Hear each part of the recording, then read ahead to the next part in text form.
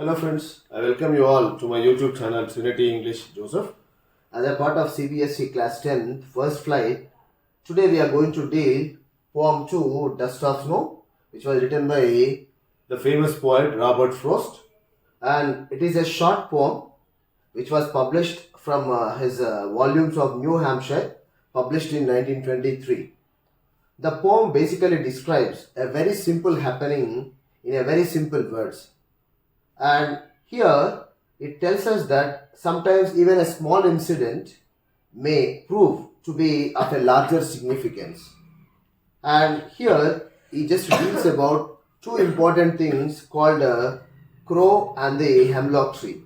These crow and hemlock tree are known to be the symbols of bad signs, but even then these two are taken to refer to the good symbols and turn to be the good symbols. Now if you just see, the poet is upset in the beginning of the poem, but a small incident of falling of snow changes his mood totally and saves his day. In the end of the poem, the poet feels relaxed and thankful to the nature for saving his day from being wasted. Now let us look into the complete explanation of the poem.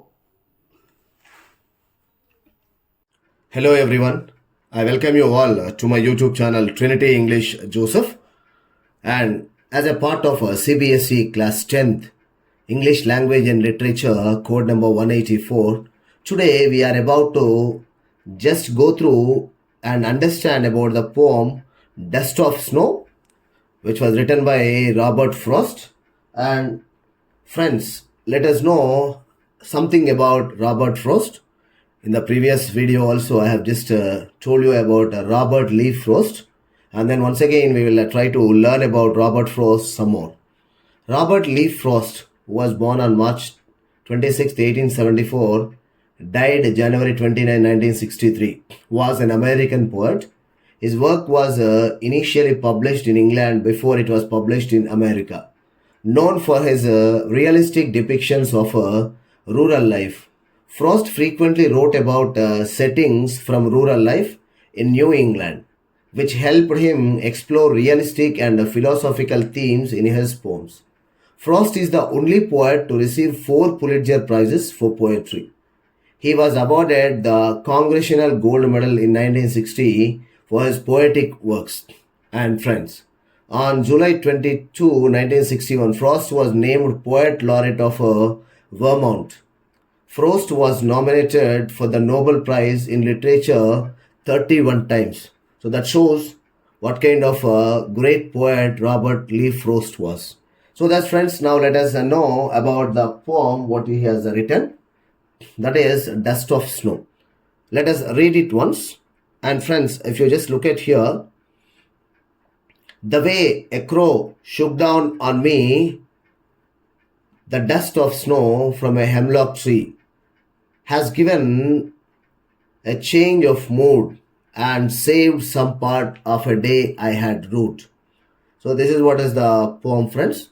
And then now if you just look at this particular poem, what is the summary of this particular poem? Let us see now. The poem is very short and simple one, expressing a deeper understanding of nature and human nature. One is nature, the other one is human nature. Please, we have to understand these two terms. The poet, experiencing a bad day and a bad mood, is standing under a hemlock tree, a poisonous tree. Hemlock tree is a poisonous tree in winter season. Suddenly, a crow that's sitting upon the branches of the hemlock tree shakes down some snow on the poet.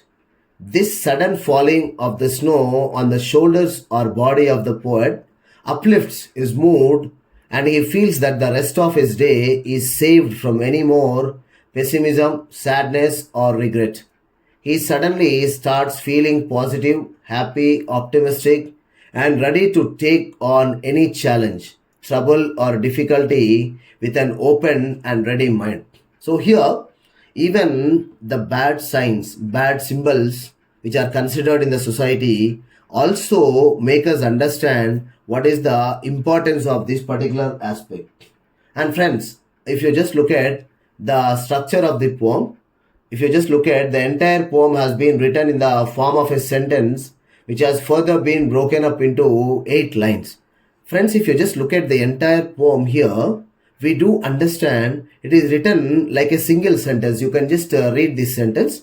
The way a crow shook down on me the dust of snow from a hemlock tree has given my heart a change of mood and saved some part of a day I had rued. So, in this way, friends, the entire poem is just a single sentence broken down into 8 lines. So, this is what we have to understand. And this poem, as we know, is divided into 2 stanzas.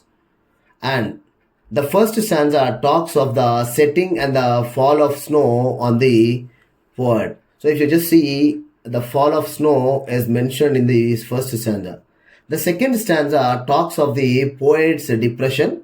A day I had rued, that's what he says. And the sudden change of the poet's mood.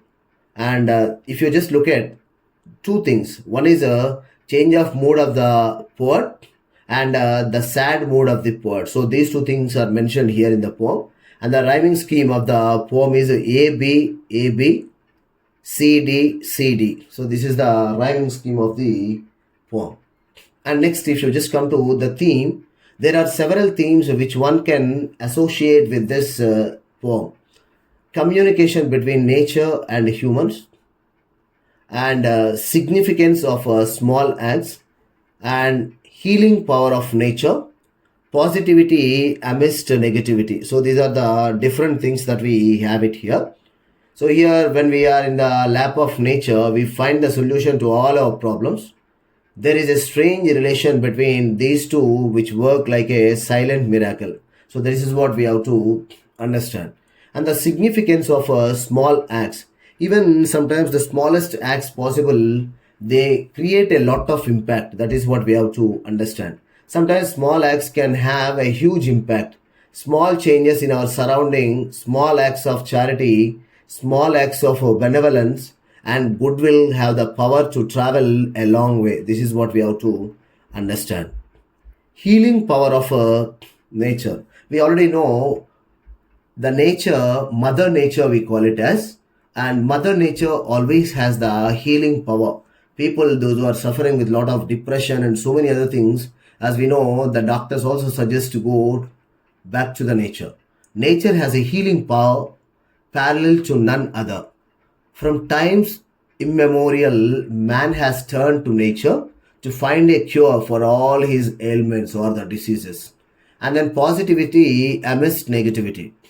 It's indeed strange and ironic how negative images, crow, dust, snow, hemlock tree, all these are the negative images, can become a catalyst for positive changes.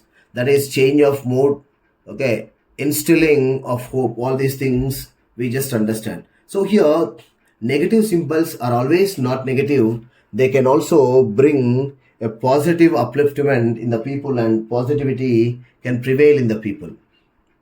And if you just look at the literary devices, friends, rhyming scheme is A, B, A, B, C, D, C, D. And we just use alliteration. As we have seen in the previous video, the occurrence of a same letter or sound at the beginning of adjacent or closely connected words, especially consonant, has given my heart, so H and H, and saved some part, so yes and yes.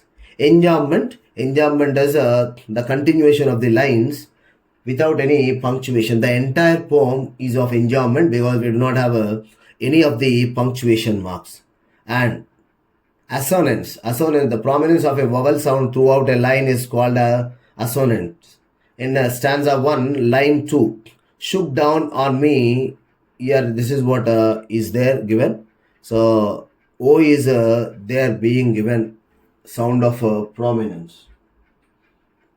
And the day is spoiled and rude in the busy city life. The day is rejoiced and made happy in the serene nature.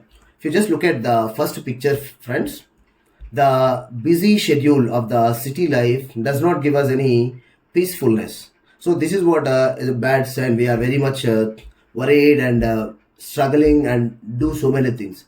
And if you go back to the mother nature, we can understand, we can just have a kind of peacefulness and feel rejoiced and happy in the serene nature. So this is what we have to understand. So the poet tries to bring out the contrast between the different kinds of life whatever we have, from bad mood to a proper changing of the mood. So this is what, friends, thank you all for being with me.